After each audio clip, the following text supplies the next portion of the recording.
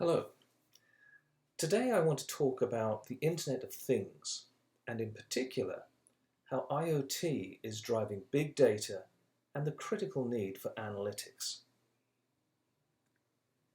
IoT is predominantly about visibility, providing visibility into the world around us, whether at home or at work, whether that's for our customers or visibility into our employees, our products, or our friends and our social life. Visibility is critical because, of course, visibility provides us with the information that enables us to make decisions. Again, whether that's decisions around which products to sell and at what price, or what type of corrective action to take, which medications to prescribe, or what clothes to wear. All of these decisions are based upon information that we get through having visibility into the world around us. Lack of visibility into the world around us, or lack of connection to the things around us, whether those are pieces of equipment or whether those are people, can be a very costly affair. Here's just a few examples of statements around the cost of a lack of visibility or a lack of connection. Inventory inaccuracies, costing 1.75 trillion in revenue in 2015. Or IT costs through a lack of connection to what's happening in the IT world, costing 26.5 billion in lost revenue across US and Europe. And the automotive industry, $22,000 a minute due to poor production machinery maintenance, which again is often attributed to a lack of connection, a lack of visibility into what those machines are doing or not doing. If we take a step back and look at the Internet before the IoT era that we're currently entering, we can really think of the Internet as having gone through 4 phases. First of all, the Internet itself is only about 16 years old in a commercial sense. And it started with really simply putting your data up on the Internet, having a website so that customers could find your company, find your products, look at your data. But it was a one-way interaction. You simply presented data. The second phase of the Internet was really about creating an interactive relationship with our customers and suppliers and partners on the web. And that's when we started to automate the processes, what became known as eBusiness. The first of those processes was e-commerce. So not only could I see your data about your products, but now I could actually place order for your products from anywhere in the world. And that dramatically changed the way business was conducted. The third phase, which we're predominantly in now, is around automating people. So such solutions as Facebook, Instagram, and so forth are all around automating the interactions between people. Now, if we take those 3 elements, data, process, and people, all that's left are things. And that's the era that we're really entering in now. What I'm referring to is the 4th pillar of the Internet, or what many know as the Internet of Things, and some companies are calling the Internet of Everything. And by Internet of Everything, what we really mean is all 4 of these elements. But just how big is the Internet? How many things can we connect? Well, the number here I won't even begin to try and speak to, at least in words. But what does this really mean? This is actually the addressing scheme of the Internet, and you need to think of this rather like the postal system. In order to send a letter or document to someone, you need to know their address. And that address needs to be unique so that the postal system knows exactly where you intended that document to be delivered. And it's the same on the Internet. This is known as IPv6, Internet Protocol version 6.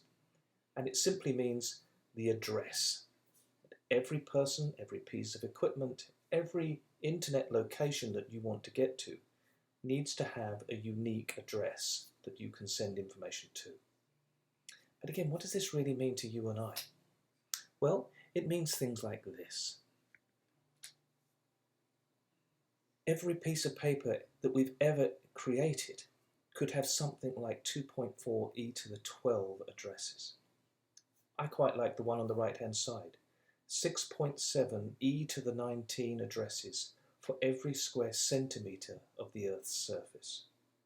The numbers are mind-boggling and frankly are pretty much meaningless. What they really mean is on the last line. Everything you could possibly imagine could have an internet address if it's of value to us to give it one. Everything. Every thread of cotton in your jacket, every person on the planet could have tens of thousands, in fact trillions of addresses. So there is no limit to how many things we could connect to the internet, not in practical terms. And that's an important thing to understand. There are no limits as to how many things we could connect to the internet. We think we live in a very connected world, but do we? Actually, research conducted by Cisco Systems suggests that we're not very connected at all. Their research shows that over 99% of the things that we could usefully connect to the internet are actually not connected today. Now think about that. That's a very telling figure. Over 99% of the things that we could usefully connect are not connected today. Currently, there are projections that there will be 50 billion things connected by 2020. Personally, I believe it will be significantly more than that. There are somewhere between 6 to 10 billion things connected today, but we're going to see things connected and added to our visibility in their billions year over year. And that will have a profound impact on our companies, our jobs, and indeed our lives. This is going to have enormous impact, economic impact, social impact, and so forth. But for now, let's focus on the economic impact. Again, figures conducted by Cisco and others have indicated that the sums impacted are going to be vast. In Cisco's case, they're projecting value at stake of over $19 trillion over the next 10 years. This falls into two broad areas, 14.4 trillion in the private sector and a further 4.6 trillion in the public sector. That's government and military and so forth. The value at stake term really can be broken down into two components. Approximately half of that value at stake is things that companies like yours and ours will do to create increased revenue or reduce cost, improve efficiency, and so forth. The other half of the value at stake is at risk because that value will shift from one company to another or one industry to another. There's nothing new in that. It's called first mover advantage, and we've all seen it many times over. We certainly saw this happen in the internet era not so long ago, when those companies that were late to adopt the internet age and get online found themselves in very difficult circumstances. And indeed, many went out of business altogether. So where does this value come from? Let's take a quick look at the private sector, the largest of these two areas. The research shows that the value is going to come from 5 broad areas. The first is asset utilization. What that means is enabling our visibility, the access to information about our assets, to help us utilize them more efficiently. Think about this. If something is not connected, you don't have visibility. You don't know how many you have, you don't know where they are, you don't know if they're working or not working, and so forth. By connecting them to the internet, we suddenly have access to that information. We now have visibility. And so we can better utilize our assets. We do know where they are. We do know if they're working or if any of them are broken and need attending to. And we do know that we don't need to order too many more at the moment. The second area is around employee productivity, and it's a very similar argument. If I know where my employees are, I know what they're doing, and so forth, I can better utilize my employees. As an example, the typical nurse in a hospital can spend up to 1/3 of their time looking for something. Very often wheelchairs, because wheelchairs by their very nature tend to move. But they're not unique. In almost every industry, there is a similar argument that employees spend a significant amount of their time looking for things. Maybe it's a piece of equipment that they need, or a user manual, or some other document or book that they put down and can't remember where it is. Indeed, even in our social lives, we spend a lot of time looking for things like keys for a car, or a parking space, and so forth. By connecting things through IoT, we gain access to information, and suddenly we can see the world around us for the first time. The same kind of opportunities present themselves in the supply chain and logistics area.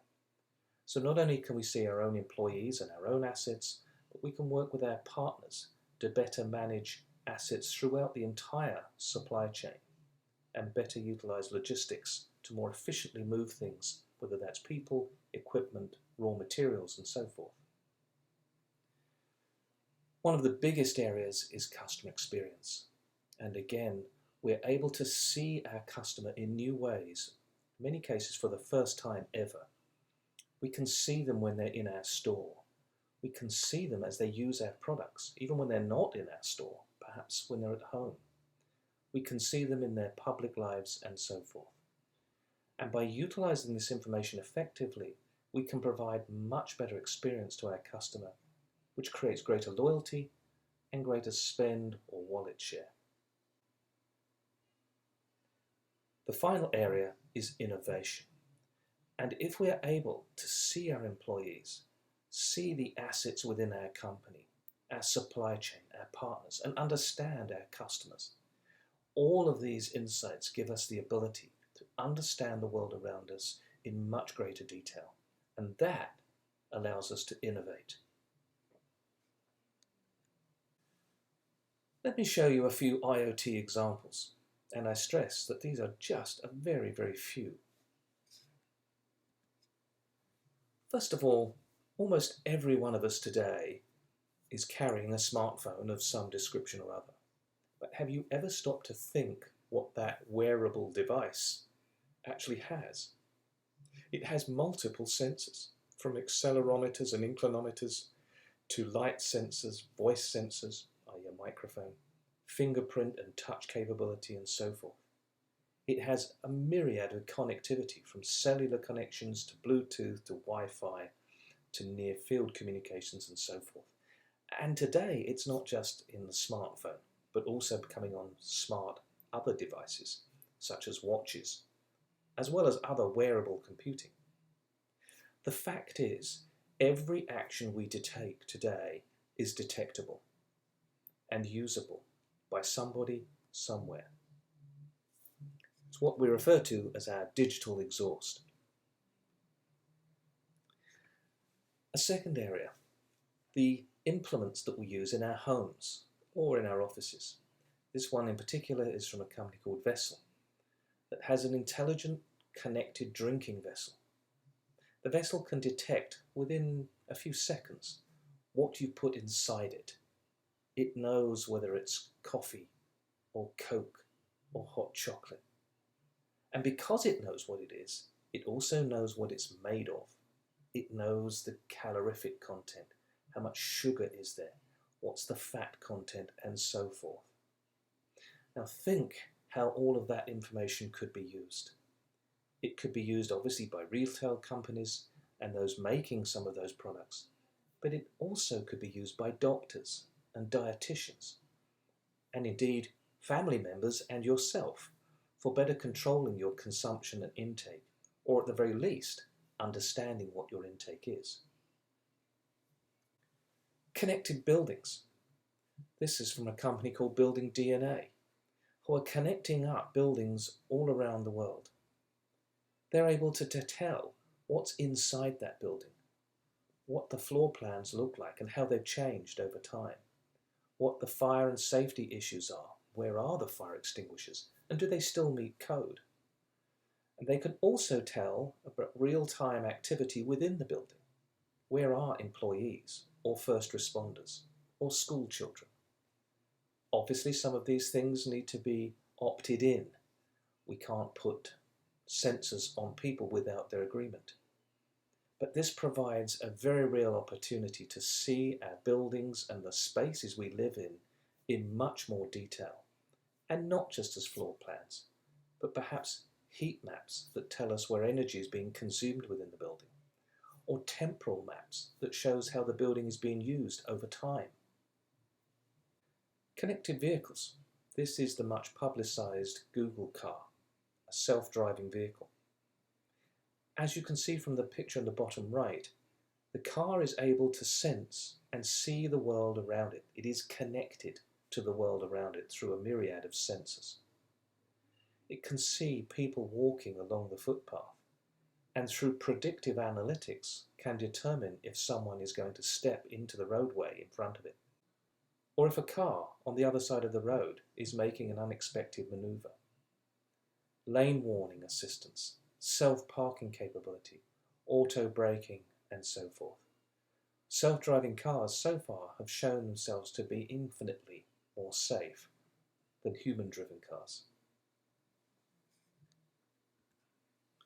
Connected robots. Gamma 2 Robotics has developed this new intelligent security robot. We are, of course, very familiar with the use of robots in manufacturing plants, but this is a different type. This type actually moves around, and again has a myriad of sensors, from cameras to thermal sensors to proximity sensors and so forth. It has many of the advantages that we've come to expect from robots. They don't take vacation, they don't get tired, they can work 24 hours a day, and so forth, all of which leads to greater efficiency, cost reduction, and in many cases improved service. After all, you and I are unable to view things in infrared, but a robot can. This frees humans up to go and do more value-added activities. Connected packages. Federal Express are often asked by customers to demonstrate that the package that they've delivered for them have not undergone undue activity, such as increased vibration or undue temperature change. What Federal Express did was provide a whole new range of service. So this is an example of a revenue generation opportunity from IoT. The sensors that you see on the bottom there can be rented and placed inside a customer's package, and they will tell the customer not only where the package is and when to expect its delivery, but also give information about how that package was transported and whether it did or didn't undergo certain conditions. Connected medications. This is from a company called Proteus Healthcare. Proteus have made the little green pills that you see there, medications, and inside each of those pills is an IPv6 chip. When you swallow that medication, your stomach acid provides the energy that causes the pill to beep, which communicates to the band-aid you see just above them, which in turn talks to the smart device, which can talk to whomever you wish, your doctor, a family member, or the next door neighbour. In this way, we can ensure that patients are taking medications as and when they are supposed to, and if they forget, perhaps due to a condition such as Alzheimer's or dementia, then the people around them can be alerted to the fact that they haven't taken their medications and that remedial action is necessary. It is also a great example for research potential, where the medical world can now understand who takes their medications, how often do they take it on time? Is there a correlation between the time of day when medications are taken and the effectiveness, and so forth? That kind of information and research was not possible in the past. Self-reported research by patients is notoriously inaccurate. We frankly do not do a very good job of remembering, did we or didn't we take the medication and when did we take it? We think we took it at the right time, but we can't quite remember. But we'll report that we did. And frankly, we also flat out lie. If asked, have you cut down on smoking? We'll often say, yes, of course, when in fact that may not be the case at all. In this case, it's the medication itself that's doing the reporting, which is much more accurate. And here's a glimpse of the future. These are some of the sensors that are coming out in the near future. Adhesive, waterproof, wearable sensors that can provide a lot of different types of information, particularly, for example, to the medical world or the sporting world. Things such as temperature, hydration levels, or what's also known as biostamps, blood sugar content, heart arrhythmia, and so forth. All of which could help the patient, if that's what this is, or the sports person, or whomever, understand how their body is functioning and perhaps give alerts that they need to hydrate more, they need to take a rest, or they need to take their medication. And finally, connecting at home. This is an example of Amazon's Echo product. Amazon, for example, wanted to connect with its customers and make it easier for them to shop at home. The problem for Amazon was that they weren't connected to those customers in the home. And so they created a product that you see on the left here. This device sits in your home and has 8 microphones in a circle around the top. It can hear you from anywhere in the room. It provides value-added services, which is what makes it attractive to people to want to have this device in their home. Services such as the news, or it can answer questions like, how tall is Mount Everest? You can connect to your Amazon Music service if you're a Prime member and get it to play music. It can create alarms, and critically for Amazon, it can create shopping lists. It can now do things like tell the Echo device to reorder something that we've ordered from Amazon in the past, thereby making it much easier to order from Amazon than anywhere else. And that was Amazon's intent. Those were just a few of the things that the IoT era is spawning. There are many, many, many more. But things are not enough. It's really about the data. The things are just a means to get access to the data, because it's the data that gives us that visibility we've been talking about. But there's more to data, or what's now known as big data, than simply volume alone. Certainly with big data, we are talking about vast, unimaginable quantities of data. And some of the figures on this page are just incredible. Just to mention a few. Facebook users share nearly 2.5 million pieces of content every minute. And by 2019, 80% of all internet traffic will be video-based, which is very rich, which is up from 67% in 2014. The amount of data is staggering, and it comes from a myriad of sources. So in the future, we no longer think simply about our data, our marketing information, our sales information. We have access to so many other sources in addition to the information that our company itself collects. The volume of data we create is truly staggering. Look, for example, that Facebook users share nearly 2.5 million pieces of content every minute, or that every minute we send over 200 million email messages. But it's not just about volume, as I've said. It's also about variety. In the past, data was predominantly what we called structured. That is, it fits in nice, neat rows and columns. Think of a spreadsheet. This is data that you could put in a database and sort and extract. But today, Most of the information that we create is actually unstructured. For example, in the bottom left, by 2019, 80% of all traffic on the internet will be video. And video is inherently unstructured.